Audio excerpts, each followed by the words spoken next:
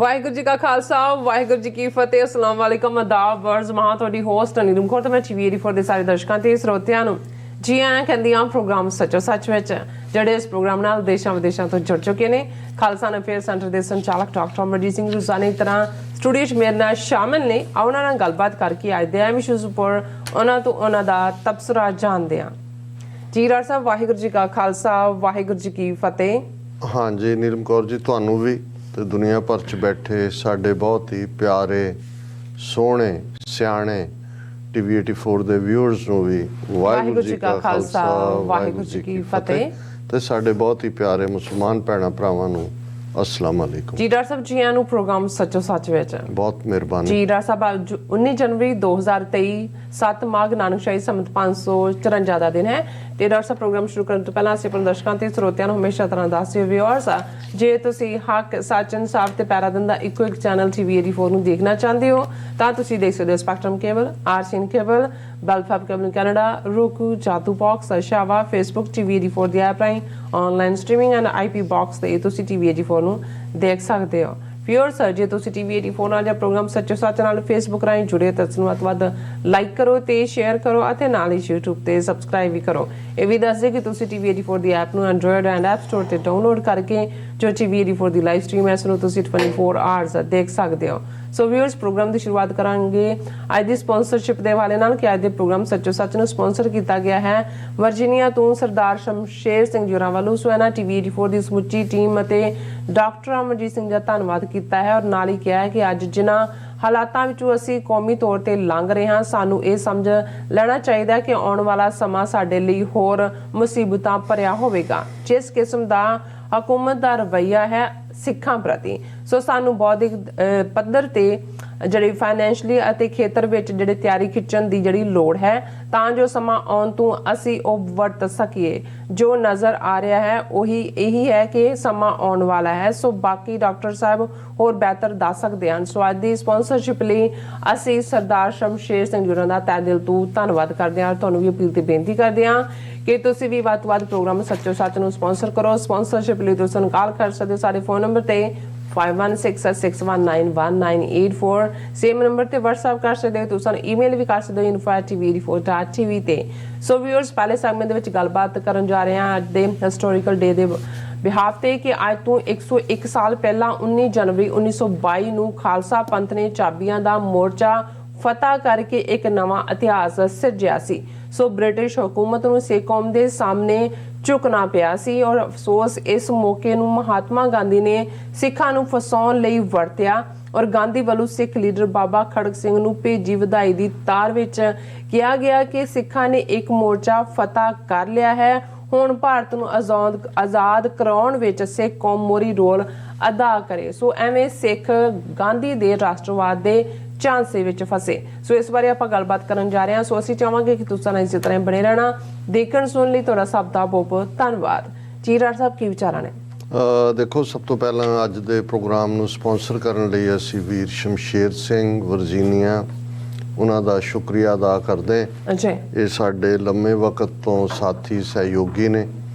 Guru Nanak engineering college ਲੁਧਿਆਣੇ ਦੇ graduate ਔਰ ਇੱਥੇ 1990 ਤੋਂ ਹੀ ਪੂਰੀ ਤਰ੍ਹਾਂ ਸਮਰਪਿਤ ਨੇ। ਕਾਜ਼ ਲਈ ਵੀ ਆਪਣਾ ਜੌਬ ਵੀ ਕਰਦੇ ਨੇ, ਨਾਲ ਦੀ ਨਾਲ ਕਾਰੋਬਾਰੀ ਵੀ ਨੇ ਔਰ ਹਰ ਮੌਕੇ ਦੇ ਉੱਤੇ ਜਿਹੜਾ ਇਹਨਾਂ ਦੀ ਪੰਥ ਦੇ ਲਈ ਹਮੇਸ਼ਾ ਹੀ ਜਿਹੜੀ ਹੈ ਉਹ ਆਪਾ ਸਮਰਪਣ ਦੀ ਭਾਵਨਾ ਹੁੰਦੀ। ਔਰ ਜਿਹੜੇ ਮੈਸੇਜ ਵੀ ਉਹਨਾਂ ਨੇ ਦਿੱਤੇ ਨੇ, ਅਸੀਂ ਰੋਜ਼ਾਨਾ ਹੀ ਆਨੇ ਬਹਾਨੇ ਇਹੀ ਗੱਲਾਂ ਡਿਸਕਸ ਕਰਦੇ ਹਾਂ ਕਿ ਭਾਈ ਜਿਹੜੇ ਚੈਲੰਜਸ ਨੇ, ਜਦੋਂ ਅਸੀਂ ਰੀਸੋਰਸਿਸ ਦੀ ਗੱਲ ਕਰਦੇ ਹਾਂ ਤੇ ਰੀਸੋਰਸ ਇਕੱਲਾ ਪੈਸਾ ਨਹੀਂ ਹੁੰਦਾ, ਫਾਈਨੈਂਸਿਸ ਇੱਕ ਬਿਗ ਪਾਰਟ ਹੁੰਦਾ ਹੈ। ਇਹਦੇ 'ਚ ਇੰਟੈਲੈਕਟ ਵੀ ਹੁੰਦਾ ਹੈ, ਬੌਧਿਕਤਾ ਜਿਹਨੂੰ ਤੁਸੀਂ ਕਿਹਾ।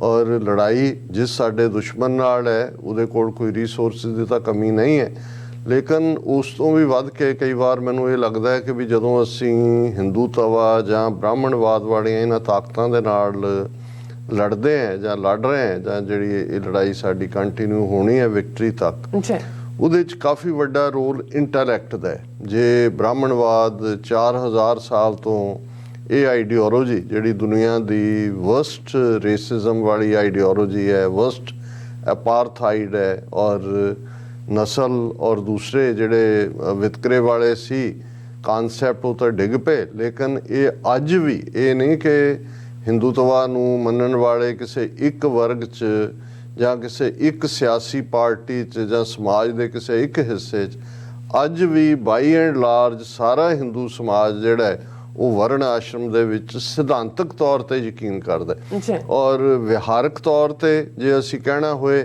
ਫਿਰ ਈਵਨ ਜਿਹੜੇ ਉਸ ਧਰਤੀ ਦੇ ਉੱਤੇ ਸਿੱਖ ਧਰਮ, ਬੁੱਧ ਧਰਮ ਜਾਂ ਇਸਲਾਮ ਵੀ ਉਸ ਖਿੱਤੇ ਦੇ ਵਿੱਚ ਹੈ, ਉਹ ਵੀ ਇਸ ਜ਼ਾਤ ਪਾਤ ਦੇ ਕੋੜ ਤੋਂ ਜਿਹੜੇ ਨੇ ਉਹ ਆਪਣੇ ਆਪ ਨੂੰ ਸੁਰਖਰੂ ਨਹੀਂ ਕਰ ਸਕੇ। ਕਿਤੇ ਦਬੇ ਫਾਰਮ 'ਚ ਹੈ, ਕਿਤੇ ਰਿਸ਼ਤੇ ਨਾਤੇ ਕਰਨ ਦੇ ਮੌਕੇ ਆਉਂਦਾ ਹੈ। ਔਰ ਇਸ ਦਾ ਹੀ ਨਤੀਜਾ ਹੈ ਕਿ ਵੀ ਜੇ ਬ੍ਰਾਹਮਣ ਦਿਮਾਗ ਨੇ 3,500-4 ਹਜ਼ਾਰ ਸਾਲ ਪਹਿਲਾਂ ਇਨਸਾਨ ਨੂੰ ਇਨਸਾਨ ਨਾਲੋਂ ਤੋੜਨ ਦੇ ਲਈ, ਆਪਣੀ ਸੁਪਰਾਮੇਸੀ ਕਾਇਮ ਕਰਨ ਦੇ ਲਈ ਇਸ ਨੂੰ ਜਿਹੜਾ ਆਧਾਰ ਬਣਾਇਆ ਵਰਣ ਆਸ਼ਰਮ ਨੂੰ, ਔਰ ਅੱਜ ਵੀ ਉਹ ਉਸ ਦੇ ਟੌਪ ਲੈਡਰ ਤੇ ਬੈਠਾ ਹੈ। ਔਰ ਅੱਜ ਹੀ ਮੈਂ ਦੇਖ ਰਿਹਾ ਸੀ BBC 'ਚ ਇੱਕ ਲੰਮੀ ਚੌੜੀ ਸਟੋਰੀ ਸੀ ਰਾਮਚਰਿਤ ਮਾਨਸ, ਜਿਹੜਾ ਕਿ 16ਵੀਂ ਸਦੀ ਦੇ ਵਿੱਚ ਗੋਸਵਾਮੀ ਤੁਲਸੀਦਾਸ ਨੇ, ਜਿਹਨੂੰ ਤੁਲਸੀ ਰਾਮਾਇਣ ਕਿਹਾ ਜਾਂਦਾ ਹੈ, ਉਹ ਲਿਖਿਆ। ਔਰ ਉਹਦੇ 'ਚ ਕਿਉਂਕਿ ਜਿਹੜੇ ਦਲਿਤ ਸਕਾਲਰ ਨੇ ਜਾਂ ਇਸਲਾਮਿਕ ਸਕਾਲਰ ਨੇ ਉਹ ਤਾਂ ਪੁਆਇੰਟ ਆਊਟ ਕਰਦੇ ਨੇ ਕਿ ਭਾਈ ਇਹਦੇ 'ਚ ਈਵਨ ਜਿਹੜੀ ਤੁਲਸੀ ਰਾਮਾਇਣ ਕਰੋੜਾਂ ਘਰਾਂ ਦੇ ਵਿੱਚ ਪੜ੍ਹੀ ਜਾਂਦੀ ਹੈ, ਜਿਸ ਰਾਮਾਇਣ ਤੇ ਬੇਸਡ ਅਯੁੱਧਿਆ ਤੋਂ ਲੈ ਕੇ ਬਾਕੀ ਸਾਰੇ ਝਗੜੇ ਖੜੇ ਕੀਤੇ ਗਏ, ਵੀ ਈਵਨ ਉਸ ਰਾਮਾਇਣ ਦੇ ਵਿੱਚ ਅੱਜ ਵੀ ਦਲਿਤਾਂ ਦੇ ਬਾਰੇ, ਔਰਤਾਂ ਦੇ ਬਾਰੇ ਕੀ ਕੁਛ ਲਿਖਿਆ ਹੋਇਆ ਜਿਹਨੂੰ ਬੜੇ ਜਿਹੜਾ ਉਹ ਰਾਗ ਦੇ ਵਿੱਚ ਜਾਂ ਉਸ ਨੂੰ ਬੜੇ ਤਰੰਨੁਮ ਦੇ ਵਿੱਚ ਪੜ੍ਹਿਆ ਜਾਂਦਾ, ਕਿਉਂਕਿ ਇਹ ਦੋਹਰੇ ਨੇ ਔਰ ਚੁਪਈਆਂ ਨੇ। ਔਰ ਜਿਹੜਾ ਰਾਮਾਇਣ ਨੂੰ ਇੱਕ ਰਾਸ਼ਟਰ ਪੁਸਤਕ ਦਾ ਜਿਹੜਾ ਹੋਲੀ ਬੁੱਕ ਦਾ ਦਰਜਾ ਦਿੱਤਾ ਹੋਇਆ, ਪਰ ਉਹਦੇ 'ਚ ਅੱਜ ਵੀ ਹਰ ਜਿਹੜਾ ਘਰ ਦੇ ਵਿੱਚ ਜਿੱਥੇ ਪੜ੍ਹੀ ਜਾਂਦੀ ਹੈ ਉਹਦੇ 'ਚ ਇਹੀ ਹੈ ਕਿ ਢੋਰ, ਸ਼ੂਦਰ, ਪਸ਼ੂ ਔਰ ਨਾਰੀ ਸਕਲ ਤਾੜਨ ਕੇ ਅਧਿਕਾਰੀ, ਕਿ ਭਾਈ ਔਰਤ ਨੂੰ, ਸ਼ੂਦਰ ਨੂੰ, ਢੋਲ ਨੂੰ ਔਰ ਜਾਨਵਰ ਨੂੰ ਕੁੱਟੇ ਬਿਨਾਂ ਗੱਲ ਨਹੀਂ ਬਣਦੀ ਹੈ। ਲੇਕਿਨ ਕੌਣ ਹੈ ਜਿਹੜਾ ਇਸ ਨੂੰ ਚੈਲੰਜ ਕਰੇ? ਜੇ ਡਾਕਟਰ BR ਅੰਬੇਦਕਰ ਜਾਂ ਉਹਨਾਂ ਨੇ ਇੱਕ ਦਿਨ ਮਿੱਥਿਆ ਸੀ ਕਿ ਭਾਈ ਇਹਨਾਂ ਨੂੰ ਸਾੜਿਆ ਜਾਏ ਸਾਰੇ ਵੇਦ ਸ਼ਾਸਤਰ ਪੁਰਾਣਾਂ ਨੂੰ, ਔਰ ਉਹਨਾਂ ਨੇ ਬਿਲਕੁਲ ਠੀਕ ਕਿਹਾ ਵੀ ਜਦੋਂ ਤੱਕ ਇਹ ਕਿਤਾਬਾਂ ਐਗਜ਼ਿਸਟ ਕਰਦੀਆਂ ਨੇ ਇਨਸਾਫ ਨਹੀਂ ਮਿਲ ਸਕਦਾ, ਕਿਉਂਕਿ ਇਹਨੂੰ ਕੌਣ ਚੈਲੰਜ ਕਰਦਾ। ਸੋ ਬ੍ਰਾਹਮਣ ਦੇ ਕੋਲ ਉਹ 3,500 ਸਾਲ ਦਾ ਇੰਟੈਲੈਕਟ ਹੈ, ਕਿਉਂਕਿ ਐਜੂਕੇਸ਼ਨ ਦੇ ਉੱਤੇ ਤਾਂ ਉਹਦੀ ਮੋਨੋਪੋਲੀ ਸੀ। ਜਾਂ ਇਹ ਕਹਿਣਾ ਹੋਏ ਕਿ ਭਾਈ 4% ਬ੍ਰਾਹਮਣਾਂ ਨੇ ਐਜੂਕੇਸ਼ਨ ਆਪਣੇ ਨਾਂ ਤੇ ਰਿਜ਼ਰਵ ਕੀਤੀ ਹੋਈ ਸੀ, ਰਿਜ਼ਰਵੇਸ਼ਨ। ਅੱਜ ਗੱਲ ਹੁੰਦੀ ਹੈ ਜੀ ਰਿਜ਼ਰਵੇਸ਼ਨ ਫਲਾਣੇ ਨੂੰ ਕਿਉਂ ਹੈ ਜਾਂ ਢਿਮਕੇ ਨੂੰ ਕਿਉਂ ਹੈ। ਕਿਸੇ ਨੇ ਕਦੇ ਪੁੱਛਿਆ ਕਿ ਭਾਈ 3,500 ਸਾਲ ਜਿਹੜੀ ਐਜੂਕੇਸ਼ਨ ਦੇ ਉੱਤੇ ਸੋਲ ਰਿਜ਼ਰਵੇਸ਼ਨ ਹੀ ਬ੍ਰਾਹਮਣਾਂ ਦੀ ਰਹੀ। ਸੋ ਜਿਹੜੀ ਸਾਡੀ ਕਿਤੇ ਨਾ ਕਿਤੇ ਕਮੀ, ਸਾਡੀ ਕੌਮ 'ਚ ਕੋਈ ਬਹਾਦਰੀ ਦੀ ਕਮੀ ਨਹੀਂ ਹੈ, ਸ਼ਹੀਦੀ ਪਾਉਣ ਦਾ ਚਾਅ ਇਸ ਕਦਰ ਹੈ ਕਿ ਅਸੀਂ ਅੱਡੀ ਚੁੱਕ ਕੇ ਵੀ ਜਿਹੜਾ ਫਾਂਸੀ ਦੇ ਰੱਸੇ ਨੂੰ ਗਲ 'ਚ ਪਾਉਣ ਨੂੰ ਤਿਆਰ ਰਹਿੰਦੇ ਆ, ਬੀਤੇ 'ਚ ਵੀ ਅੱਜ 'ਚ ਵੀ। ਔਰ ਜੈਨਰੋਸਿਟੀ ਵੀ ਹੈ, ਆ ਕੇ ਜਿੱਥੇ ਮੰਦਿਰ ਕੰਪਲੀਟ ਨਹੀਂ ਹੁੰਦਾ ਗੁਰਦੁਆਰੇ ਆ ਕੇ ਉਹ ਅਪੀਲ ਕਰਦੇ ਨੇ, ਮੰਦਿਰ ਹੋਏ ਜਾਂ ਕੋਈ ਹੋਰ ਹੋਏ ਉਹਦੇ ਲਈ ਸਿੱਖ ਅੱਗੇ ਆਉਂਦੇ ਨੇ। ਹਿਊਮੈਨੀਟੇਰੀਅਨਿਜ਼ਮ ਜਿੱਥੇ ਵੀ ਹੈ ਦੁਨੀਆ ਭਰ 'ਚ, ਕੋਵਿਡ ਦੇ ਚੱਲਦੇ ਆ ਜਾਂ ਆਸਟ੍ਰੇਲੀਆ ਦੇ ਵਿੱਚ ਜਿਹੜੀਆਂ ਵਾਈਲਡ ਫਾਇਰਸ ਜਾਂ ਫਲੱਡਸ, ਜਾਂ ਨਿਊਜ਼ੀਲੈਂਡ ਦੇ ਵਿੱਚ ਵੋਲਕੈਨੋ, ਕੋਵਿਡ, ਔਰ ਇਹ ਸਾਰੇ ਦੇ ਦੌਰਾਨ ਦੁਨੀਆ ਨੇ ਦੇਖਿਆ, ਕੁੱਲ ਦੁਨੀਆ ਨੇ ਦੇਖਿਆ। ਫਿਰ ਇਸ ਸਭ ਦੇ ਹੁੰਦਿਆਂ ਜੇ ਅਸੀਂ ਅੱਜ ਜੇ ਅਸੀਂ ਸਟਰਗਲ ਕਰਦੇ ਹਾਂ ਕੌਮੀ ਘਰ ਦੇ ਲਈ, ਜਾਂ ਜਿਹੜੇ ਅਦਾਰੇ ਇਸ ਪਾਸੇ ਲੱਗੇ ਹੋਏ ਨੇ ਉਹਨਾਂ ਨੂੰ ਕਿਉਂ ਫਾਈਨੈਂਸ਼ੀਅਲ ਕ੍ਰਾਈਸਿਸ ਹੈ? ਕਿਉਂਕਿ ਸਾਡੀ ਕੌਮ ਦੀਆਂ ਜਿਹੜੀਆਂ ਪ੍ਰਾਇਰਟੀਜ਼ ਨੇ, ਜਦੋਂ ਅਸੀਂ ਡੋਨਰ ਵੀ ਹੁੰਦੇ ਹਾਂ ਜਾਂ ਸੇਵਾ 'ਚ ਵੀ ਜਾਂਦੇ ਆ, ਉਹ ਮਿਸਪਲੇਸਡ ਨੇ। ਸਾਨੂੰ ਇਹ ਨਹੀਂ ਲੱਗਦਾ ਕਿ ਭਾਈ ਸਾਡੇ ਲਈ ਪਹਿਲ ਕਦਮੀ ਕਿੱਥੇ ਕਰਨੀ ਬਣਦੀ ਹੈ। ਔਰ ਇਸੇ ਤਰ੍ਹਾਂ ਦੂਸਰਾ ਪੱਖ ਜਿੱਥੇ ਅਸੀਂ ਮਾਰ ਖਾਂਦੇ ਹਾਂ ਉਹ ਉਹਨਾਂ ਦੀਆਂ ਚਾਲਾਂ ਨੂੰ ਦੁਸ਼ਮਣ ਦੀਆਂ ਨਹੀਂ ਸਮਝ ਪਾਉਂਦੇ, ਸਿੱਧੇ ਸਾਦੇ ਵਿਸ਼ਵਾਸ ਦੇ ਨਾਲ, ਔਰ ਬਹੁਤ ਵਾਰੀ ਜਜ਼ਬਾਤੀ ਪਹੁੰਚ ਹੈ ਸਾਡੀ ਮੁੱਦਿਆਂ ਦੇ ਉੱਤੇ, ਔਰ ਨਤੀਜੇ ਦੇ ਤੌਰ ਦੇ ਉੱਤੇ ਅਸੀਂ ਹਰ ਵਿਕਟਰੀ ਨੂੰ ਵੀ ਅਲਟੀਮੇਟਲੀ ਆਪਣੀ ਡਿਫੀਟ ਦੇ ਵਿੱਚ ਬਦਲਵਾ ਲੈਂਦੇ, ਕਿਉਂਕਿ ਉਹ ਵਿਕਟਰੀ ਕਿਸੇ ਹੋਰ ਨੇ ਉਸ ਨੂੰ ਭੁਨਾ ਲਿਆ ਹੁੰਦਾ ਅਸੀਂ। ਔਰ ਜਿਵੇਂ ਪਿਆਰਾ ਸਿੰਘ ਨਿਰਚਲ ਦੇ ਲਫ਼ਜ਼ ਜਦੋਂ ਮੈਂ ਦੁਹਰਾਉਂਦਾ ਕਿ ਬਾਜ਼ੀ ਲੈ ਗਏ ਭਾਨੇ ਸ਼ਾਹ ਹੋਰੀ, ਅਸੀਂ ਧੌਣ ਭਰਾਉਣ ਦੇ ਯਾਰ ਹੀ ਰਹੇ। ਔਰ ਅੱਜ ਉਹ ਇਤਿਹਾਸਕ ਦਿਨ ਵੀ ਹੈ ਜਦੋਂ ਅਸੀਂ ਚਾਬੀਆਂ ਦੇ ਮੋਰਚੇ ਦੀ ਫਤਹ ਦੇ ਹਵਾਲੇ ਨਾਲ 101 ਸਾਲ ਪਹਿਲਾਂ ਜਿਹੜੀ ਫਤਹ ਹੋਈ ਉਸ ਦੀ ਗੱਲ ਵੀ ਕਰਾਂਗੇ। ਪਰ ਉਸ ਟੌਪਿਕ ਵੱਲ ਜਾਣ ਤੋਂ ਪਹਿਲਾਂ, ਔਰ ਕਿਵੇਂ ਸਾਡੀ ਉਸ ਵਿਕਟਰੀ ਨੂੰ ਅਲਟੀਮੇਟਲੀ ਕੌਣ ਆਰਟਿਸਟ ਗਾਂਧੀ ਨੇ ਡਿਸੈਪਟਿਵ ਡਿਊਪਿੰਗ ਟਰੈਪ ਦੇ ਨਾਲ ਸਿੱਖ ਕੌਮ ਨੂੰ ਆਪਣੀ ਆਜ਼ਾਦ ਹਸਤੀ ਦੀ ਸਟਰਗਲ ਵੱਲ ਜਾਣ ਤੋਂ ਰੋਕ ਕੇ ਸੋ ਕਾਲਡ ਇੰਡੀਅਨ ਨੈਸ਼ਨਲਿਜ਼ਮ ਦੇ ਖਾਤੇ 'ਚ ਵਾੜ ਦਿੱਤਾ ਹੈ। ਔਰ ਅਸੀਂ ਕਿਵੇਂ ਵੜੇ ਕਿ ਉਦੋਂ ਦੇ ਵੜੇ ਹੋਏ ਅੱਜ ਵੀ ਇੱਕ ਤਬਕਾ ਸਾਡਾ ਜਿਹੜਾ ਉਸੇ 'ਚੋਂ ਨਿਕਲਿਆ ਨਹੀਂ ਹੈ। ਜੇ ਰਾਹੁਲ ਗਾਂਧੀ ਦੀ ਪੰਜਾਬ ਫੇਰੀ ਦੌਰਾਨ ਤੁਸੀਂ ਇਸ ਕਿਸਮ ਦੇ ਬੇਗੈਰਤੀਆਂ ਨੂੰ ਦੇਖੋ ਤੇ ਫਿਰ ਤੁਹਾਨੂੰ ਸਮਝ ਆਏਗਾ ਕਿ ਭਾਈ ਇਹ ਜਿਹੜਾ 101 ਸਾਲ ਪਹਿਲਾਂ ਟਰੈਪ ਪੋਲੀਟੀਕਲ ਟਰੈਪ ਲੇ ਕੀਤਾ ਗਿਆ ਸੀ, ਕਿਵੇਂ ਅੱਜ ਵੀ ਸਾਡਾ ਇੱਕ ਵੱਡਾ ਤਬਕਾ ਉਸ ਦੇ ਵਿੱਚ ਫਸਿਆ ਹੋਇਆ ਹੈ। ਪਰ ਗੱਲ ਕਰਨ ਤੋਂ ਪਹਿਲਾਂ ਮੈਂ ਸਮਝਦਾ ਵੀ ਕੁਝ ਜਿਹੜੇ ਕਰੰਟ ਪੀਰੀਅਡ 'ਚ ਚੱਲ ਰਹੇ ਪੋਲੀਟੀਕਲ ਲੀਡਰ ਹੁੰਦੇ ਨੇ ਉਹ ਤੁਹਾਡੇ ਲਈ ਇੱਕ ਆਈਡੀਅਲ ਵੀ ਹੁੰਦੇ ਨੇ। ਕਈਆਂ ਨੂੰ ਤੁਸੀਂ ਐਡਮਾਇਰ ਕਰਦੇ ਹੋ, ਕਈਆਂ ਨੂੰ ਲੱਗਦਾ ਹੈ ਵੀ ਕਾਸ਼ ਸਾਡੀ ਲੀਡਰਸ਼ਿਪ 'ਚ ਵੀ ਇਸ ਕਿਸਮ ਦੀ ਕੁਆਲਿਟੀ ਹੋਏ। ਔਰ ਇਸ ਕਿਸਮ ਦੀ ਇੱਕ ਵਰਲਡ ਕਲਾਸ ਲੀਡਰ ਜਿਸ ਨੂੰ ਮੈਂ ਹੀ ਨਹੀਂ ਐਡਮਾਇਰ ਕਰਦਾ, ਬਹੁਤ ਸਾਰੇ ਦੁਨੀਆ ਦੇ ਲੋਕ ਕਰਦੇ ਨੇ, ਬਹੁਤ ਸਾਰੇ ਹੈਡ ਆਫ ਸਟੇਟਸ ਨੇ ਹਮੇਸ਼ਾ ਕੀਤਾ, ਉਹ ਜੈਸਿੰਡਾ ਅਰਡਨ ਨਿਊਜ਼ੀਲੈਂਡ ਦੀ ਪ੍ਰਾਈਮ ਮਿਨਿਸਟਰ। ਔਰ ਜਦੋਂ ਅਸੀਂ ਖਾਲਸਾ ਸਾਜਨਾ ਦਿਵਸ ਦੇ ਹਵਾਲੇ ਨਾਲ ਗੱਲ ਕਰਦੇ ਕਿ ਕਿਵੇਂ 5 ਮੁਲਕਾਂ ਦੇ ਪ੍ਰਾਈਮ ਮਿਨਿਸਟਰਸ ਜਾਂ ਪ੍ਰੈਜ਼ੀਡੈਂਟਸ ਨੇ ਸਿੱਖਾਂ ਨੂੰ ਵਧਾਈ ਦਿੱਤੀ ਸੀ, ਜਿਨ੍ਹਾਂ ਦੇ ਵਿੱਚ ਅਮਰੀਕਾ, ਕੈਨੇਡਾ, ਯੂਕੇ, ਆਸਟ੍ਰੇਲੀਆ ਔਰ ਨਿਊਜ਼ੀਲੈਂਡ। ਔਰ ਨਿਊਜ਼ੀਲੈਂਡ ਦੀ ਪ੍ਰਾਈਮ ਮਿਨਿਸਟਰ ਜੈਸਿੰਡਾ ਆਰਡਨ ਨੇ ਤਾਂ ਨਿੱਜੀ ਮੈਸੇਜ ਰਾਹੀਂ ਜਿਹੜਾ ਸਿੱਖਾਂ ਦਾ ਸ਼ੁਕਰੀਆ ਅਦਾ ਕੀਤਾ ਸੀ। ਔਰ ਇਹ ਜੈਸਿੰਡਾ ਨੇ ਆਪਣੀ ਉਹ ਥਾਂ ਬਣਾਈ, ਇਕੱਲੀ ਇਹੀ ਨਹੀਂ, ਉਸ ਨੇ ਨਿਊਜ਼ੀਲੈਂਡ ਦੇ ਵਿੱਚ ਸਿੱਖ ਸਪੋਰਟਸ ਕੰਪਲੈਕਸ ਦਾ ਵੀ ਉਦਘਾਟਨ ਕੀਤਾ ਔਰ ਬਹੁਤ ਉਹ ਐਡਮਾਇਰਰ ਸਿੱਖਾਂ ਦੀ ਬਣੀ ਹੋਈ ਸੀ। ਇਸ ਨੇ ਕਿਵੇਂ ਨਿਊਜ਼ੀਲੈਂਡ ਦੇ ਲੋਕਾਂ ਨੂੰ ਕ੍ਰਾਈਸਿਸ ਦੇ ਪੀਰੀਅਡ 'ਚ ਅਗਵਾਈ ਦਿੱਤੀ। ਇਹ 37 ਸਾਲ ਦੀ ਉਮਰ 'ਚ ਅੱਜ ਤੋਂ 6 ਸਾਲ ਪਹਿਲਾਂ ਲਗਭਗ ਪ੍ਰਾਈਮ ਮਿਨਿਸਟਰ ਬਣੀ ਲੈਂਡਸਲਾਈਡ ਵਿਕਟਰੀ ਦੇ ਨਾਲ। ਔਰ ਇਸ ਦੇ ਪ੍ਰਾਈਮ ਮਿਨਿਸਟਰ ਕਾਲ ਦੇ ਦੌਰਾਨ 3 ਵੱਡੇ ਚੈਲੰਜਸ ਨਿਊਜ਼ੀਲੈਂਡ ਨੇ ਫੇਸ ਕੀਤੇ ਜ਼ਾਹਰ ਹੈ, ਜਿਨ੍ਹਾਂ ਦੇ ਵਿੱਚ ਇੱਕ ਜਿਹੜਾ ਚਰਚ ਸਿਟੀ ਦੇ ਵਿੱਚ ਮਸੀਤਾਂ ਦੇ ਉੱਤੇ ਹਮਲਾ ਕੀਤਾ ਗਿਆ ਸੀ ਇੱਕ ਵਾਈਟ ਗੋਰੇ ਨਸਲਵਾਦੀ ਵੱਲੋਂ, ਜਿਹਦੇ 'ਚ ਸ਼ਾਇਦ 40 ਦੇ ਕਰੀਬ ਮੁਸਲਮਾਨ ਜਿਹੜੇ ਕਿ ਨਮਾਜ਼ ਪੜ੍ਹ ਰਹੇ ਸੀ ਮਾਰੇ ਗਏ ਸੀ। ਔਰ ਇੱਕ ਬੜਾ ਦੁਨੀਆ ਭਰ ਦੇ ਵਿੱਚ ਇਸ ਕਿਸਮ ਦਾ ਅਪਰਾਧ ਦੇਖ ਕੇ ਜਿਹੜਾ ਕਾਫੀ ਜਿਹੜਾ ਨੈਗੇਟਿਵ ਪ੍ਰਭਾਵ ਸੀ। ਪਰ ਲੀਡਰ ਹੁੰਦਾ ਜਿਹਨੂੰ ਕਹਿੰਦੇ ਨੇ ਕਿ ਹੂ ਲੀਡਸ ਫਰੋਮ ਦਾ ਫਰੰਟ। ਬਿਲਕੁਲ ਉਹਨੇ ਫੌਰਨ ਜੈਸਿੰਡਾ ਨੇ ਜਿਵੇਂ ਉਹਨੇ ਮੁਸਲਮਾਨ ਔਰਤਾਂ ਵਾਂਗ ਆਪਣਾ ਸੂਟ ਪਾਇਆ, ਉਵੇਂ ਹੀ ਸਿਰ ਨੂੰ ਢੱਕਿਆ। ਉਹ ਚਰਚ ਦੋਨਾਂ ਦੇ ਵਿੱਚ ਵੀ ਚਰਚ ਸੈਂਟਰ ਸਿਟੀ ਹੈ ਤੇ ਹਮਲਾ ਤਾਂ ਮਸੀਤਾਂ ਤੇ ਹੋਇਆ ਸੀ। ਉਹਨਾਂ ਪਰਿਵਾਰਾਂ ਦੇ ਕੋਲ ਗਈ ਔਰ ਜਿਵੇਂ ਉਹਨੇ ਉਹਨਾਂ ਨੂੰ ਗਲ ਨਾਲ ਲਾਇਆ, ਉਹਨਾਂ ਦੇ ਨਾਲ ਰੁਦਨ ਕੀਤਾ, ਉਹਨਾਂ ਦੇ ਨਾਲ ਹਮਦਰਦੀ ਕੀਤੀ। ਈਵਨ ਪਾਕਿਸਤਾਨ ਵਰਗੇ ਮੁਲਕ ਦੇ ਮੌਲਾਣਿਆਂ ਨੇ ਤਾਂ ਇਹ ਖਬਰ ਵੀ ਲਾਤੀ ਕਿ ਜੀ ਜੈਸਿੰਡਾ ਨੇ ਇਸਲਾਮ ਕਬੂਲ ਕਰ ਲਿਆ। ਸੋ ਇਸ ਕਦਰ ਔਰ ਅੱਜ ਵੀ ਜਦੋਂ ਉਹਦੀਆਂ ਉਹ ਪਿਕਚਰਸ ਜਾਂ ਦੂਸਰੀਆਂ ਆਉਂਦੀਆਂ ਨੇ ਤੇ ਇਹ ਹੁੰਦਾ ਹੈ ਕਿ ਵੀ ਲੀਡਰ ਇਹ ਹੈ ਜਿਹੜਾ ਲੋਕਾਂ ਦੀ ਮੁਸ਼ਕਲ ਦੇ ਸੋ ਉਹਦੇ ਨਾਲ ਇੱਕ ਤਾਂ ਦੁਨੀਆ ਭਰ ਦੇ ਇਸਲਾਮਿਕ ਵਰਲਡ ਦਾ ਦਿਲ ਜਿੱਤਿਆ ਉਹਨੇ ਦੱਸਿਆ ਕਿ ਭਾਈ ਕਿਵੇਂ। ਦੂਸਰੇ ਪਾਸੇ ਉਹਨੇ ਜਿਵੇਂ ਨਸਲਵਾਦ ਦੇ ਖਿਲਾਫ ਔਰ ਉਸ ਤੋਂ ਫੌਰਨ ਬਾਅਦ ਗਨਸ ਦੇ ਉੱਤੇ ਜਿਹੜੀਆਂ ਪਾਬੰਦੀਆਂ ਔਰ ਬਹੁਤ ਸਾਰੀਆਂ ਸਖਤੀਆਂ, ਸੋ ਉਹਨੇ ਉਸ ਮੂਵਮੈਂਟ ਨੂੰ ਸਾਂਭਿਆ ਜਦੋਂ ਕਿ ਸਮਾਜ ਦੇ ਵਿੱਚ ਇੱਕ ਨਫ਼ਰਤ ਫੈਲਣ ਦਾ ਡਰ ਸੀ।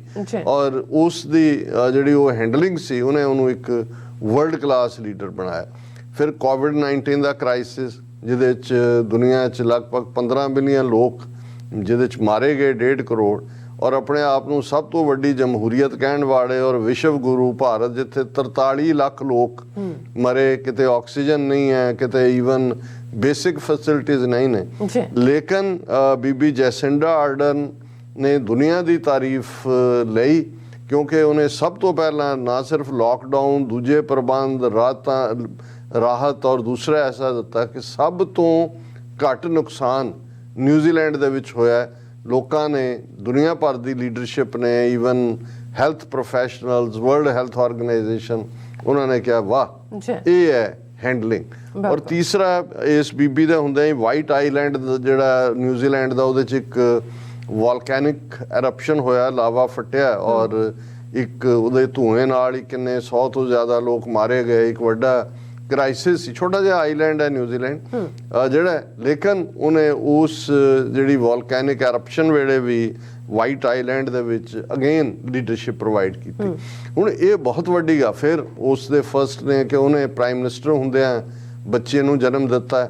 ਉਸ ਬੱਚੇ ਦੇ ਨਾਲ ਉਹ ਆਪਣੇ ਨਿਊਜ਼ੀਲੈਂਡ ਪਾਰਲੀਮੈਂਟ 'ਚ ਵੀ ਗਈ ਔਰ ਉਹ ਪਹਿਲੀ ਤੋਂ ਬਾਅਦ ਦੂਸਰੀ ਪ੍ਰਾਈਮ ਮਿਨਿਸਟਰ ਬਣੀ ਕਿ ਜਿਹਨੇ ਪ੍ਰਾਈਮ ਮਿਨਿਸਟਰ ਹੁੰਦਿਆਂ ਬੱਚਾ ਜਣਿਆ, ਜਿਵੇਂ ਬੇਨਜ਼ੀਰ ਭੁੱਟੋ ਪਹਿਲੀ ਸੀ।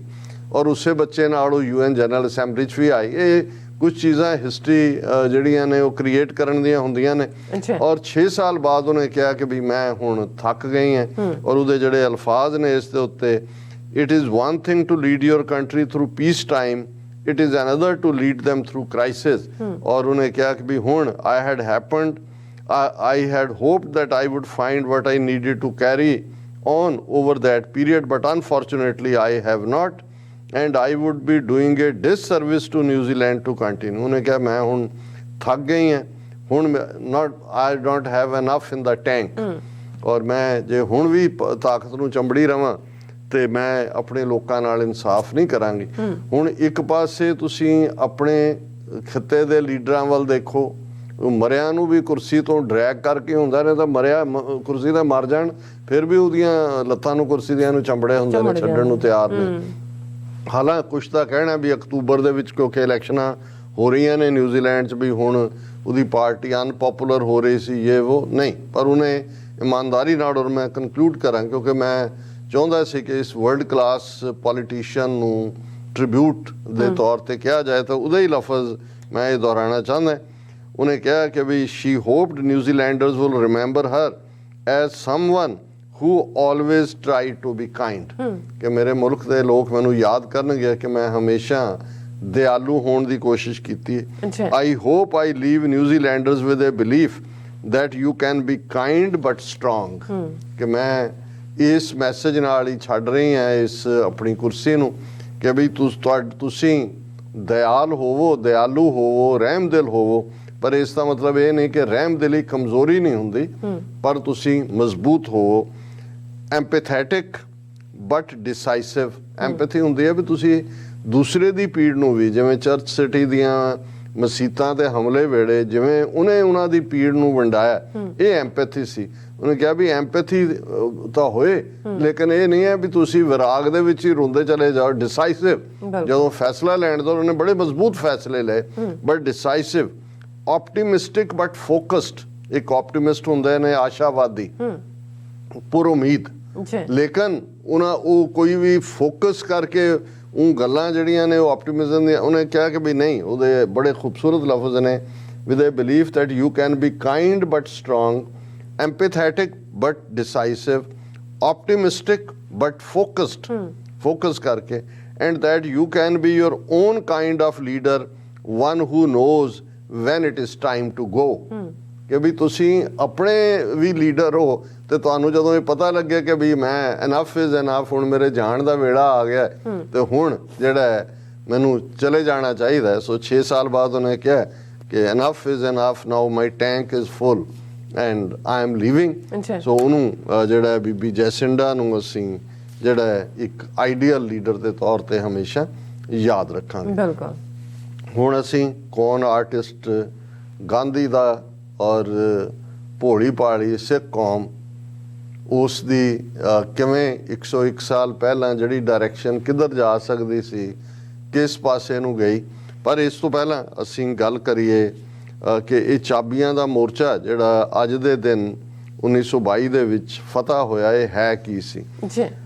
ਅੱਜ ਹੀ ਇੱਕ ਸਿੱਖ ਸਿਆਸਤ ਵਾਲਿਆਂ ਨੇ ਲੀਡਰਸ਼ਿਪ ਕਿ ਅੱਜ ਅਸੀਂ ਕਿੱਥੇ ਹਾਂ ਔਰ ਸਿੱਖਾਂ ਦੇ ਲਈ ਕਿਹੜਾ ਮਾਡਲ ਹੈ ਜਿਹਦੇ ਥੱਲੇ ਅਸੀਂ ਨਿਕਲ ਸਕਦੇ ਹਾਂ ਸਾਰੇ ਕ੍ਰਾਈਸਿਸ ਚੋਂ। ਬਹੁਤ ਸਾਰੇ ਸਕਾਲਰਸ ਦੀ ਟਾਕ ਉਹਦੇ ਉੱਤੇ ਸੀ। ਇੱਕ ਗੱਲ ਜਿਹੜੀ ਹਾਲਾਂ ਮੈਂ ਪਹਿਲਾਂ ਵੀ ਜ਼ਿਕਰ ਕੀਤਾ, ਪਰ ਹੁਣ ਇੱਕ ਚੰਗੀ ਗੱਲ ਹੈ ਵੀ ਅੱਡ ਸਕਾਲਰਸ ਵੱਲੋਂ ਰਿਸਰਚ ਕਰਕੇ ਵੀ ਇਹ ਸਾਬਤ ਕੀਤਾ ਜਾ ਰਿਹਾ ਹੈ ਕਿ ਅੰਗਰੇਜ਼ਾਂ ਨੇ ਕਿਵੇਂ ਸਾਡੇ ਗੁਰਦੁਆਰਿਆਂ ਤੇ ਕਬਜ਼ਾ ਕਰਨ ਦੇ ਲਈ ਮਹੰਤਾਂ ਦੇ ਸਿਸਟਮ ਨੂੰ ਇਸਤੇਮਾਲ ਕੀਤਾ, ਸਰਬਰਾਹ ਦੇ ਸਿਸਟਮ ਨੂੰ ਇਸਤੇਮਾਲ ਕੀਤਾ, ਤੇ ਫਿਰ ਅਲਟੀਮੇਟਲੀ ਈਵਨ 1925 'ਚ ਜਿਹੜੀ ਅਸੀਂ ਕੁਰਬਾਨੀਆਂ ਦੇ ਨਾਲ ਜੇ ਇਸ ਨੂੰ ਬਣਾਇਆ ਗੁਰਦੁਆਰਾ ਐਕਟ ਕਹਿੰਦੇ ਆ ਜਾਂ ਸ਼੍ਰੋਮਣੀ ਗੁਰਦੁਆਰਾ ਪ੍ਰਬੰਧਕ ਕਮੇਟੀ ਕਹਿੰਦੇ ਆ, ਉਹ ਵੀ ਕਿਵੇਂ ਇਸ ਇੱਕ ਕਿਸ ਕਿਸਮ ਦਾ ਜਾਲ ਸਾਬਤ ਹੋਇਆ, ਜਿਹਦੇ ਥੱਲੇ ਆਪਣੀਆਂ ਅਸੀਂ ਆਜ਼ਾਦੀਆਂ ਧਾਰਮਿਕ ਸੰਸਥਾਵਾਂ ਨੂੰ ਰਨ ਕਰਨ ਦੀਆਂ ਉਹ ਸਰਕਾਰ ਦੇ ਹਵਾਲੇ ਕੀਤੀਆਂ। ਔਰ ਇਹਦਾ ਰੀਜ਼ਨ ਹੀ ਇਹ ਸੀ ਕਿ ਹਕੂਮਤ ਬੜੀ ਚੰਗੀ ਤਰ੍ਹਾਂ ਸਮਝਦੀ ਸੀ ਬ੍ਰਿਟਿਸ਼ ਕਿ ਸਿੱਖਾਂ ਦੀ ਤਾਕਤ, ਔਰ ਇਹ ਗੱਲ ਕੱਲੀ ਇਹ ਨਹੀਂ ਵੀ ਬ੍ਰਿਟਿਸ਼ ਨੂੰ ਸਮਝ ਸੀ, ਮੁਗਲਿਆ ਹਕੂਮਤ ਨੂੰ ਵੀ। ਜੇ ਅਸੀਂ ਗੁਰਦੁਆਰਿਆਂ ਦੇ ਅੰਦਰ ਬ੍ਰਾਹਮਣਵਾਦ ਦੀ ਘੁਸਪੈਠ ਦੀ ਗੱਲ ਕਰਦੇ ਹਾਂ ਤਾਂ ਬ੍ਰਾਹਮਣਵਾਦੀਆਂ ਨੂੰ ਵੀ ਸਮਝ ਸੀ ਕਿ ਸਾਡੇ ਲਈ ਗੁਰਦੁਆਰਾ ਕਿੰਨੀ ਇੰਪੋਰਟੈਂਟ ਇੰਸਟੀਟਿਊਸ਼ਨ ਹੈ। ਜੇ ਕੋਈ ਇੰਸਟੀਟਿਊਸ਼ਨ ਗੁਰੂ ਨਾਨਕ ਸਾਹਿਬ ਨੇ ਆਪਣੇ ਹਯਾਤੀ ਦੇ ਵੇਲੇ ਜਿਸ ਦਾ ਪਸਾਰਾ ਆਲਮੋਸਟ ਉਸ ਵੇਲੇ ਦੇ ਸਾਰੇ ਹੀ ਸਾਊਥ ਏਸ਼ੀਆ 'ਚ ਸੀ, ਜਿੱਥੇ ਜਿੱਥੇ ਗੁਰੂ ਨਾਨਕ ਸਾਹਿਬ ਗਏ ਉਹਨਾਂ ਨੇ ਜਦੋਂ ਸੰਗਤ ਜੁੜੀ ਪਹਿਲਾਂ ਉਹਨਾਂ ਨੇ ਕਿਹਾ ਧਰਮਸਾਲ ਬਣਾਓ। ਗੁਰਦੁਆਰੇ ਦਾ ਪੁਰਾਣਾ ਨਾਂ ਧਰਮਸਾਲ ਸੀ, ਔਰ ਉਹ ਉੱਥੋਂ ਸਾਡੇ ਇਸ ਦੀ ਸ਼ੁਰੂਆਤ ਸੰਗਤ ਪੰਗਤ ਬਾਕੀ ਇੰਸਟੀਟਿਊਸ਼ਨਸ ਉਹਦੇ ਨਾਲ ਜੁੜਦੀਆਂ ਚਲੀਆਂ ਗਈਆਂ। ਔਰ ਇਹੀ ਕਾਰਨ ਹੈ ਕਿ ਗੁਰੂ ਨਾਨਕ ਸਾਹਿਬ ਦੇ ਜੋਤੀ ਜੋਤ ਸਮਾਨ ਤੋਂ ਪਹਿਲਾਂ ਤੱਕ ਆਲਮੋਸਟ ਸਾਊਥ ਏਸ਼ੀਆ ਦੇ ਵੱਡੇ ਖਿੱਤੇ ਦੇ ਵਿੱਚ ਸਾਡੀਆਂ ਧਰਮਸ਼ਾਲਾਵਾਂ ਕਾਇਮ ਸੀ। ਗੁਰੂ ਅਮਰਦਾਸ ਜੀ ਨੇ ਉਹਨੂੰ ਫਰਦਰ ਜਿਹੜਾ ਕੰਸੋਲੀਡੇਟ ਕੀਤਾ। ਜਦੋਂ ਅਸੀਂ 22 ਮੰਜੀਆਂ ਦੀ ਗੱਲ ਕਰਦੇ ਹਾਂ ਕਿ ਗੁਰੂ ਸਾਹਿਬ ਨੇ ਸਿੱਖੀ ਪ੍ਰਚਾਰ ਲਈ 22 ਮੰਜੀਆਂ ਥਾਪੀਆਂ, ਡਾਇਓਸੀਜ਼ ਉਹਨਾਂ ਨੂੰ ਅਸੀਂ ਜੇ ਵੈਸਟਰਨ ਪਾਰਲੇ ਜਾਂ ਕ੍ਰਿਸਚਨ ਪਾਰਲੇ 'ਚ ਕਹਿਣਾ ਹੋਏ ਤਾਂ ਅਸੀਂ ਕਵਾਂਗੇ। ਔਰ ਉਹ ਮੰਜੀਆਂ ਦੇ ਵਿੱਚ ਔਰਤਾਂ ਨੂੰ ਵੀ ਥਾਂ, ਕਪਲਸ ਨੂੰ ਵੀ, ਮੱਥੋ ਮੁਰਾਰੀ ਜਾਂ ਕਸ਼ਮੀਰ ਦੇ ਵਿੱਚ ਸਿੱਖੀ ਪ੍ਰਚਾਰ ਦੇ ਲਈ ਮਾਈ ਭਾਗ ਭਰੀ। ਹੁਣ ਇਵੇਂ ਹੀ ਚੌਥੇ ਪਾਤਸ਼ਾਹ ਨੇ ਮਸੰਦ ਸਿਸਟਮ ਐਸਟੈਬਲਿਸ਼ ਕੀਤਾ, ਜਿਹੜੇ ਸੰਗਤ ਦੀ ਕਾਰ ਭੇਟ ਵੀ ਪਹੁੰਚਾਉਂਦੇ ਸੀ, ਗੁਰੂ ਦਾ ਮੈਸੇਜ ਵੀ ਦਿੰਦੇ ਸੀ, ਉੱਚੀ ਥਾਂ ਤੇ ਬੈਠ ਕੇ ਮਸਨਦ ਤਖਤ ਨੂੰ ਕਹਿੰਦੇ ਨੇ, ਫਾਰਸੀ ਦਾ ਉਹਦਾ ਲਫ਼ਜ਼ ਹੈ, ਉਹ ਪ੍ਰਚਾਰ ਕਰਦੇ ਸੀ। ਸੋ ਇਹ ਸਾਡੀ ਇੰਸਟੀਟਿਊਸ਼ਨ ਬੇਸ਼ੱਕ 10ਵੇਂ ਪਾਤਸ਼ਾਹ ਤੱਕ ਪਹੁੰਚਦੇ ਆ, ਗੁਰੂ ਸਾਹਿਬ ਨੇ ਗੁਰ ਸੰਗਤ ਕੀਨੀ ਖਾਲਸਾ, ਸੰਗਤ ਨੂੰ ਖਾਲਸੇ ਦਾ ਰੂਪ ਦੇ ਕੇ ਮਸੰਦਾਂ ਦੇ ਕਰਪਟ ਵਰਤਾਰੇ ਕਰਕੇ ਉਸ ਨੂੰ ਫਿਨਿਸ਼ ਕੀਤਾ। ਲੇਕਿਨ ਗੁਰੂ ਦਰਬਾਰ ਦਾ ਕਾਨਸੈਪਟ ਔਰ 6ਵੇਂ ਪਾਤਸ਼ਾਹ ਦੇ ਵੇਲੇ ਜਦੋਂ ਅਕਾਲ ਤਖਤ ਸਥਾਪਿਤ ਹੁੰਦਾ, ਫਿਰ ਜਿਹੜਾ ਸਾਡੀ ਧਰਮਸਾਲ ਹੈ ਇਹ ਮੀਰੀ ਔਰ ਪੀਰੀ ਦੋਨਾਂ ਦੇ ਮੁਕਾਮ ਦੇ ਤੌਰ ਦੇ ਉੱਤੇ ਸਿੱਖ ਰਾਜ ਦੇ ਆਉਣ ਤੱਕ ਬੇਸ਼ੱਕ ਕ੍ਰਾਈਸਿਸ ਆਇਆ, ਉਸ ਦੇ ਵਿੱਚ ਉਦਾਸੀ ਨਿਰਮਲੇ ਦੂਸਰੀਆਂ ਸਾਧੂ ਪਰੰਪਰਾਵਾਂ ਨੇ ਘੱਟੋ ਘੱਟ ਉਸ ਇੰਸਟੀਟਿਊਸ਼ਨ ਨੂੰ ਕਾਇਮ ਰੱਖਿਆ।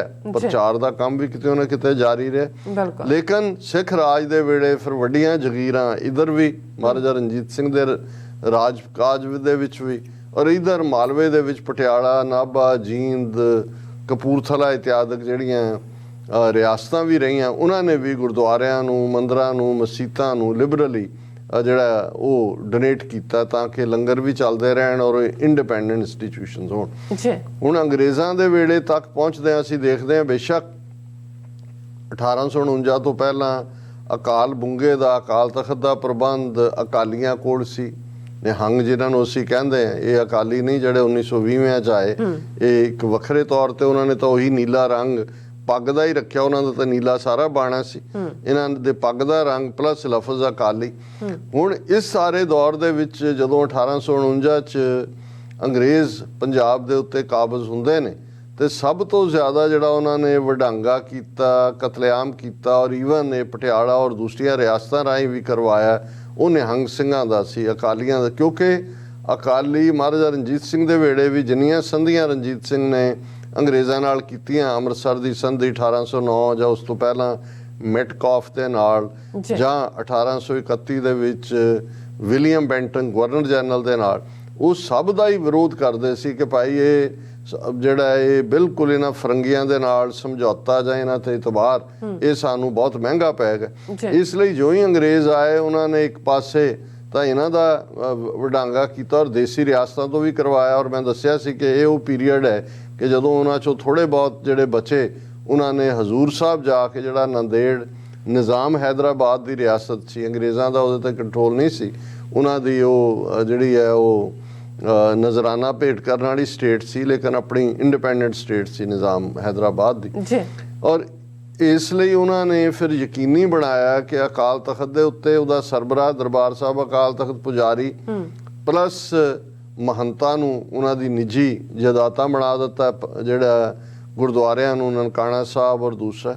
ਔਰ ਇਹ ਸਿਲਸਿਲਾ ਆਲਮੋਸਟ 1849 ਤੋਂ ਇੱਕਦਮ ਬਾਅਦ ਲਾਗੂ ਹੋ ਕੇ 1920 ਤੱਕ ਪਹੁੰਚਦੇ ਆ ਇਹ ਜਾਰੀ ਰਹਿੰਦਾ ਹੈ। ਬਿਲਕੁਲ ਇਹਨਾਂ 70 ਸਾਲਾਂ 'ਚ ਮਹੰਤ ਕਿੰਨੇ ਕਰਪਟ ਹੋਏ, ਮਹੰਤ ਨਰੈਣੂ ਦੀਆਂ ਕੀ ਕਰਤੂਤਾਂ ਸੀ, ਬਾਕੀਆਂ ਦਾ ਕੀ ਸੀ। ਔਰ ਅਸੀਂ ਇਹ ਦੇਖਦੇ ਹਾਂ ਕਿ ਵੀ ਇਸ ਪੀਰੀਅਡ 'ਚ ਜਿੰਨੀਆਂ ਈਵਨ ਐਜੀਟੇਸ਼ਨਸ ਵੀ ਚੱਲੀਆਂ ਸੀ, ਬਾਬਾ ਰਾਮ ਸਿੰਘ ਨਾਮਧਾਰੀ ਦੀ ਗੱਲ ਕੀਤੀ ਸੀ, ਉਹ ਵੀ ਜਦੋਂ ਅੰਮ੍ਰਿਤ ਛਕਾ ਕੇ ਆਪਣੇ ਹਜ਼ਾਰਾਂ ਸਿੱਖਾਂ ਦੇ ਨਾਲ ਅਨੰਦਪੁਰ ਸਾਹਿਬ ਆਏ ਸੀ ਦੇਗ ਲੈ ਕੇ, ਉੱਥੇ ਵੀ ਪੁਜਾਰੀਆਂ ਨੇ ਉਹਨਾਂ ਦੇ ਨਾਲ ਤਕਰਾਰ ਕੀਤਾ ਸੀ।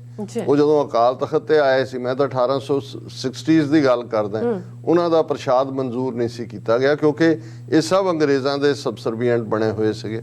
ਫਿਰ ਅਸੀਂ ਦੇਖਦੇ ਹਾਂ ਕਿ ਭਾਈ ਜੇ ਉਸ ਪੀਰੀਅਡ ਦੇ ਵਿੱਚ ਗਦਰ ਲਹਿਰ ਵਾਲੇ ਬਾਹਰੋਂ ਜਾ ਕੇ ਕਰਦੇ ਨੇ, ਉਹਨਾਂ ਬਾਰੇ ਵੀ ਕਿ ਭਾਈ ਇਹ ਸਿੱਖ ਨਹੀਂ ਹੈਗੇ, ਇਸ ਕਿਸਮ ਦੇ ਹੁਕਮਨਾਮੇ। ਔਰ ਅੰਗਰੇਜ਼ਾਂ ਦੇ ਰਾਜ ਦੀ ਸਦੀਵੀ ਕਾਇਮੀ ਦੀ ਤਾਂ ਅਰਦਾਸ ਹੁੰਦੀ ਸੀ ਇਹਨਾਂ ਦੇ ਪੁਜਾਰੀਆਂ ਵੱਲੋਂ ਹਰਿਮੰਦਰ ਸਾਹਿਬ ਦੇ ਅੰਦਰ, ਅਕਾਲ ਤਖਤ ਤੇ ਔਰ ਦੂਸਰੀਆਂ ਥਾਵਾਂ ਤੇ ਜਿੱਥੇ ਜਿੱਥੇ ਵੀ ਉਹ ਚਾਹੁੰਦੇ ਸੀ। ਔਰ ਚੀਫ ਖਾਲਸਾ ਦੀਵਾਨ ਵਰਗੀਆਂ ਸੰਸਥਾਵਾਂ ਆਪਣੀਆਂ ਐਜੂਕੇਸ਼ਨਲ ਕਾਨਫਰੰਸਾਂ ਦੇ ਵਿੱਚ ਲੰਮੀ ਉਮਰ ਜਿਹੜੀਆਂ ਨੇ ਕਿੰਗ ਦੀ ਔਰ ਜੋ ਵੀ ਕੁਈਨ ਸੀ ਵਿਕਟੋਰੀਆ ਬਾਅਦ, ਉਸ ਦੀ ਲੰਮੀ ਉਮਰ ਦੀ ਜਿਹੜੀ ਹੈ ਉਹ ਅਰਦਾਸ ਕਰਦੇ ਸੀ।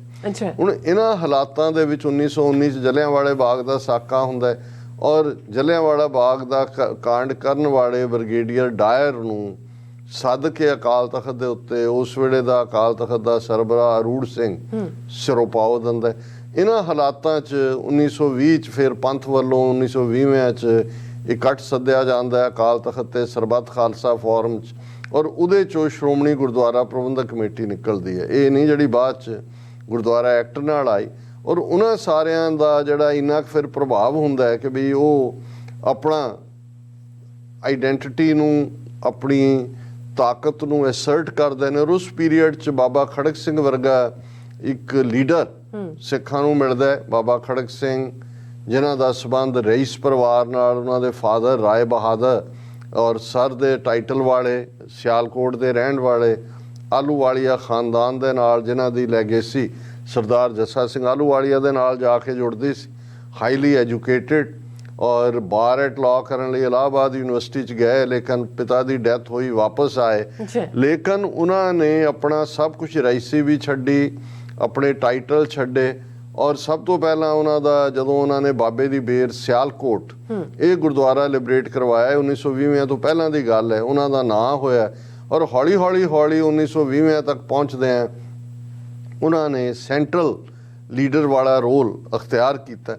ਔਰ ਉਹ ਇਸ ਕਦਰ ਬੇਧੜਕ ਸੀ ਬਾਬਾ ਖੜਕ ਸਿੰਘ ਦਾ ਜਦੋਂ ਅਸੀਂ ਕਿਰਦਾਰ ਦੇਖਦੇ ਹਾਂ, ਕਿਉਂਕਿ ਗੱਲ ਅਸੀਂ ਇਹ ਕਰ ਰਹੇ ਹਾਂ ਵੀ ਜਿਸ ਲੈਵਲ ਦਾ ਲੀਡਰ ਮਿਲਿਆ ਵੀ, ਉਹ ਵੀ ਕਿਵੇਂ ਗਾਂਧੀ ਦੀ ਚੁੰਗਲ 'ਚ ਫਸ ਕੇ ਡਿਵੀਏਟ ਹੋਏ।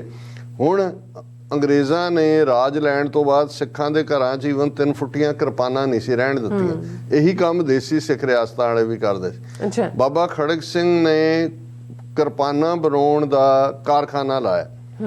ਅੰਗਰੇਜ਼ਾਂ ਨੇ ਕਿਹਾ ਜੀ ਤੁਸੀਂ ਬਣਾਉਣੀਆਂ 9 ਇੰਚ ਦੀਆਂ ਬਣਾਓ। ਉਹਨਾਂ ਨੇ ਕਿਹਾ ਜੀ ਸਿੱਖ ਦੀ ਕਿਰਪਾਨ ਦਾ ਕੋਈ ਸਾਈਜ਼ 3 ਫੁੱਟੀਆਂ ਕਿਰਪਾਨਾਂ। ਉਹਨਾਂ ਦੀਆਂ ਕਿਰਪਾਨ ਫੈਕਟਰੀਆਂ ਤੇ 2 ਵਾਰ ਰੇਡ ਹੋਏ। ਇੱਕ ਵਾਰੀ 200 ਤੋਂ ਜ਼ਿਆਦਾ ਕਿਰਪਾਨਾਂ ਫੜ ਲਈਆਂ, ਦੂਜੀ ਵਾਰ ਉਹਨਾਂ ਨੇ ਸਿੱਖਾਂ ਨੇ ਕਿਰਪਾਨ ਦਾ ਮੋਰਚਾ ਲਾ ਦਿੱਤਾ ਔਰ ਉਹਨਾਂ ਨੇ ਉਹ ਮੋਰਚਾ ਜਿੱਤਿਆ। ਇਹ ਫੈਸਲਾ ਹੋਇਆ, ਉਹਨਾਂ ਦੇ ਆਪਣੇ ਹੱਥ 3 ਫੁੱਟੀ ਕਿਰਪਾਨ ਹੁੰਦੀ ਸੀ ਔਰ ਇਹ ਫੈਸਲਾ ਹੋਇਆ ਕਿ ਸਿੱਖਾਂ ਦੀ ਕਿਰਪਾਨ ਦਾ ਕੋਈ ਸਾਈਜ਼ ਨਹੀਂ। ਇਹੀ ਕਾਰਨ ਹੈ, ਬੇਸ਼ੱਕ ਇਹ ਆਰਟੀਕਲ 25(b) ਦੀ ਜਦੋਂ ਅਸੀਂ ਗੱਲ ਕਰਦੇ ਹਾਂ ਵੀ ਕਿਰਪਾਨ ਦਾ ਰਾਈਟ, ਉਹਦੇ 'ਚ ਕੋਈ ਕਿਰਪਾਨ ਦਾ ਸਾਈਜ਼ ਨਹੀਂ ਹੈ। ਵੱਖਰੀ ਗੱਲ ਹੈ ਕਿ ਟੋੜਾ ਐਂਡ ਕੰਪਨੀ ਮੁੜ ਕੇ 9 ਇੰਚ ਦੀ ਕਿ ਜੀ 3 ਇੰਚ ਦਾ ਹੈਂਡਲ ਹੋਏ ਤੇ ਫਲਾਣਾ। ਮੈਂ ਉਹਨਾਂ ਦੀ ਸ਼ਖਸੀਅਤ ਦੀ ਗੱਲ ਕਰਦਾ, ਬਾਬਾ ਖੜਕ ਸਿੰਘ ਦੀ। ਔਰ ਜਦੋਂ ਕਿਸੇ ਕੇਸ ਦੇ ਸਿਲਸਿਲੇ 'ਚ ਮੈਜਿਸਟ੍ਰੇਟ ਦੇ ਸਾਹਮਣੇ ਉਹਨਾਂ ਨੇ ਕਿਹਾ ਵੀ ਮੈਂ ਸਿੱਖ ਪੰਥ ਦਾ ਲੀਡਰ ਹਾਂ ਔਰ ਪੰਥ ਦਾ ਲੀਡਰ ਹੋਣ ਦੇ ਨਾਤੇ ਮੇਰਾ ਰੁਤਬਾ ਬ੍ਰਿਟਨ ਦੇ ਕਿੰਗ, ਅਮਰੀਕਾ ਦੇ ਪ੍ਰੈਜ਼ੀਡੈਂਟ, ਫਰਾਂਸ ਦੇ ਚਾਂਸਲਰ ਦੇ ਬਰਾਬਰ ਹੈ। ਮੈਂ ਤੁਹਾਡੀ ਕਿਸੇ ਕੋਰਟ ਜਾਂ ਕਿਸੇ ਨੂੰ ਮੈਂ ਜਵਾਬ ਦੇ, ਇਸ ਲੈਵਲ ਦੀ ਥਿੰਕਿੰਗ। ਔਰ ਇਹੀ ਕਾਰਨ ਸੀ ਕਿ ਸਿੱਖਾਂ ਦੇ ਵਿੱਚ ਉਹਨਾਂ ਨੂੰ ਪੰਥ ਦਾ ਬੇਤਾਜ ਬਾਦਸ਼ਾਹ ਕਿਹਾ ਜਾਂਦਾ ਸੀ। ਹੁਣ ਜਦੋਂ ਉਹਨਾਂ ਨੇ ਅੰਗਰੇਜ਼ੀ ਸਰਕਾਰ ਨੇ ਉਹ ਪ੍ਰਬੰਧ ਦੇ ਵੀ ਦਿੱਤਾ ਗੁਰਦੁਆਰੇ ਦਾ, ਚਾਬੀਆਂ, ਹੁਣ ਤੋਸ਼ਾਖਾਨਾ ਲਫ਼ਜ਼ ਫਾਰਸੀ 'ਚੋਂ ਆਇਆ, ਟ੍ਰੇਜਰੀ। ਹਰਿਮੰਦਰ ਸਾਹਿਬ ਦਾ ਆਪਣਾ ਜਿਹੜੀਆਂ ਵੀ ਗਿਫਟਸ ਉੱਥੇ ਆਉਂਦੀਆਂ ਨੇ, 4 ਸਦੀਆਂ ਦੇ ਵਿੱਚ ਹਾਲਾਂ ਬਹੁਤ ਸਾਰੀਆਂ ਜੂਨ 84 ਚ ਇਹਨਾਂ ਨੇ ਡਿਸਟਰੋਏ ਕਰ ਦਿੱਤਾ ਹੈ, ਜਿਵੇਂ ਜਿਹੜੀ ਚਾਨਣੀ ਸੀ ਕੈਨੋਪੀ ਨਿਜ਼ਾਮ हैदराबाद ਦੀ ਔਰ ਦੂਸਰੀ ਭੇਜੀ ਹੋਈ। ਲੇਕਿਨ ਤੋਸ਼ੇਖਾਨੇ ਦੀਆਂ ਲਗਭਗ ਮੈਂ ਨੰਬਰ ਕਾਊਂਟ ਕਰ ਰਿਹਾ ਸੀ ਵੀ ਟੋਟਲ ਜਿਹੜੀਆਂ ਨੇ 53 ਚਾਬੀਆਂ ਸੀ ਉਹ ਡਿਪਟੀ ਕਮਿਸ਼ਨਰ ਨੇ ਆਪਣੇ ਕੋਲ ਰੱਖ ਲਈਆਂ। ਇਹਨਾਂ ਨੇ ਕਿਹਾ ਐਵੇਂ ਨਹੀਂ ਹੈ, ਇਹ ਸਿੱਖਾਂ ਦਾ ਦਰਬਾਰ ਸਾਹਿਬ ਹੈ, ਸਿੱਖਾਂ ਦਾ ਖਜ਼ਾਨਾ ਹੈ, ਇਹ ਚਾਬੀਆਂ ਸਾਡੇ ਕੋਲ ਹੀ ਹੋਣਗੀਆਂ, ਪੰਥ ਕੋਲ ਹੋਣਗੀਆਂ, ਇਸ ਲਈ ਇਹਨੂੰ ਚਾਬੀਆਂ ਦਾ ਮੋਰਚਾ ਕਿਹਾ ਜਾਂਦਾ।